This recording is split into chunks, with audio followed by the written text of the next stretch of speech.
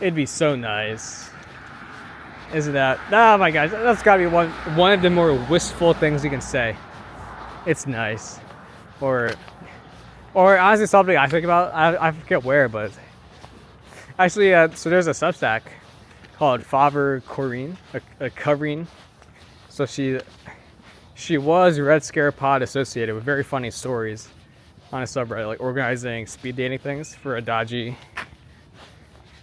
bar owner.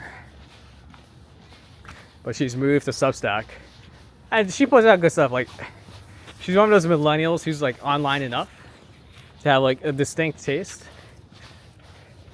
but she's a millennial, so she has, at least for me as a Zoomer, I find her perspectives to be very, like, it's different. It comes from a different enough place to where I find it interesting. All right, because she's probably twice my age. Well, not literally, but she's older than me. So, but she had a very charming piece about hanging out with a bunch of friends like at a beach house for the first time.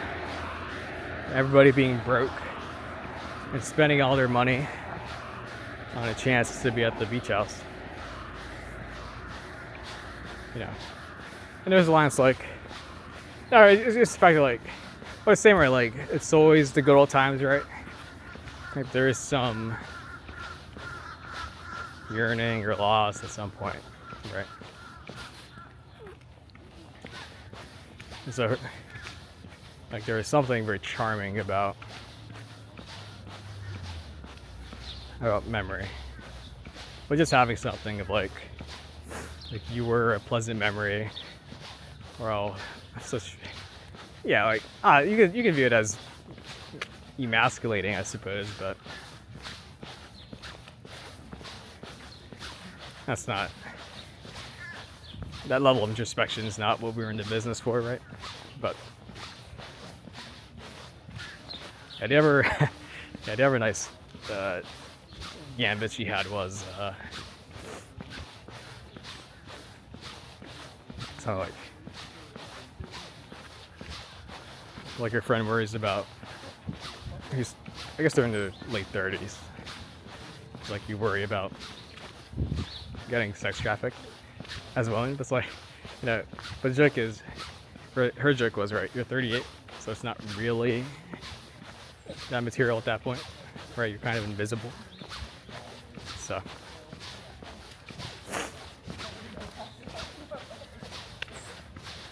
that's a good bit.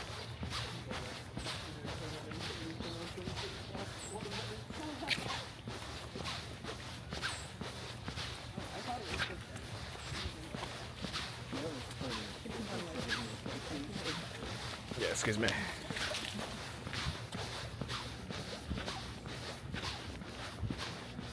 Yeah, so Faber Corrine on Substack has good bits for that. So yeah, again, 1 hour walk. Yeah, I feel it should be good. It'll be nice. But again, like, that thing is, I am playing it close on the flight back. Like, it'll be, if things go to plan, it'll be Sunday night arrival at Dulles or wherever. And I work the next day, right? So might be a little tough. Presumably the only thing that could go wrong is if there's a lot of snow, either Charlotte or DC. Now the thing is, Charlotte is an 8-hour layover, which should give me cover. So the question is, what do I want to do in Charlotte? Right? Do I want to? Because you could take the bus, and it's an 8-hour layover, so I would definitely be hungry. I want to eat something. So the question is, would I want to eat like a slop bowl outside the airport? Eat a more expensive slop bowl in the airport, or something more indie? But I've kind of come to the conclusion, right, that like even the indie foods kind of It's like, how much marginal quality are you getting for the increased price? It's like, I don't know. I don't think it's an overwhelming. I was like, one thing in Chile, I do want to be a bit less price sensitive and just, sit down, eat. Don't worry about being the idiot. If I need to ask how I tip, that's fine, Like, I enjoy leaning into being the buffoon. Because it is fun, right? Like if you can speak English, right, it's kind of hard to be you can't be a buffoon in that sense, right? Where you're not being an ass, but you just literally don't know what's going on. Like, the budget airline, Avianca, when the pilot starts speaking in Spanish about what you need to do, it's like shit. I don't know what's going on. Like, thank goodness English is,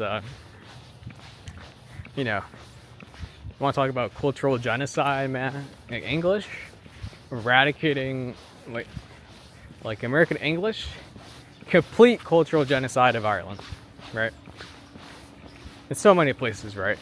There's so many young people, but we don't talk about that because it's not top down, right? So it's not the bad type, right? If it happens organically, it's say okay in it, and it's sugar, like that's fine. There's a difference, but it's not the principle. It's the syntax, right? That's the issue. So again, right? There's a difference between principle versus syntax. That's one of them. Got the stretch. Obviously, forget how long it takes. But yeah, Chile. 8 days, dude. Chile, the metro system. The bus system's not as good. But again, right? I have to stand around a bus stop. Like, I don't know. Like, dude, just give me a full bus. Like that. Like in DC, that'd be a miserable experience. When traveling, that's just the ultimate proof of concept that I've stumbled across an authentic reality of everyday people. That's pretty cool. Kind of cool. Again, people say like, oh, there's like, again, like if you go to the, well, again, like single guy risk tolerance is different if I was a girl or something, but bring on the quote unquote bad neighborhoods in it. Again, like you're not like if I've seen a YouTube video where YouTubers have gotten guns pulled on them, like in Via, Trenta, like, yeah, I'm not gonna go there. But the San Lorenzo area, like I didn't know about it. You adjust where you walk fast or whatnot, but it's like, again, people, right? Again, same thing with food, right? People like eating good food. People generally don't live it in explicitly shitty places, right? So it'll be fun. And again, right, like, are most tourists going to at least I do? Are they going to Lanús? No. Boom, that's a novel experience right there. Write a Substack about it, which I still need to finish writing that Substack retrospective. Unfortunately, the issue is at this point, I basically forgotten. Well, not forgotten, but I would have missed out on a lot of the. Well, I would have jotted down the important memory points. So, we'll see.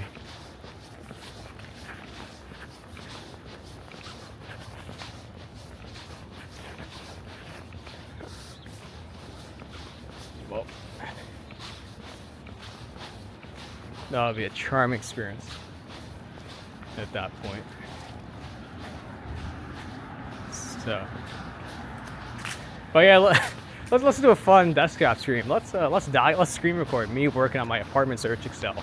Now, of course, like it's not gonna be anything actionable, but it's just get a baseline of price points or options I should have as a benchmark. And then of course the issue is just going to be doing the nitty gritty, being early enough to do the nitty gritty to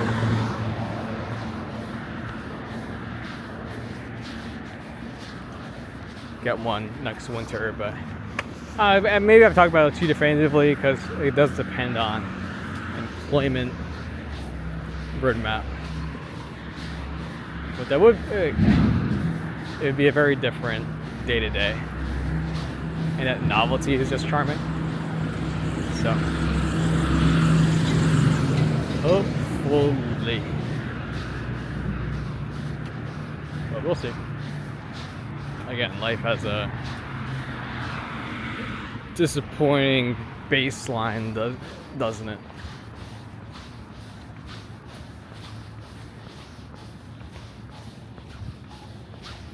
Gotta just take the good with the bad. Right? Human spirit agency. You can just do things for. You can literally just look forward to something, right? Just say to yourself, I will look forward to it. Makes some difference. You can choose to make rituals out of things, and therefore give them meaning. Yeah, you can just choose to do things. That's pretty cool. You know, use a little brain power. You know, why not? So that is probably the big points for next year. Yeah, I woke up, Kazakhstan, Chile. Moving apartments, again, moving residences. It could be a good year. I don't think I said about 2025. I don't like New Year's resolutions because you shouldn't need a new year as an arbitrary start point, but I do think I should have goals. And again, goals that you can work hard at and achieve. Kind of if you're winning the lottery, that's not a goal. It's not something you can control, right? Even if you work very hard at if you scratch really hard. So it'll be, again, we're saying this in 2025, so again, life tends to have a disappointing baseline, but try we must. So to recap, Peter Thiel had some Christmas decorations, Zuck had none. 2026 could be a good year, but we'll see. And isn't that the fun part, right? Isn't that the reason you should tune in and keep an eye on the channel? So thanks for watching.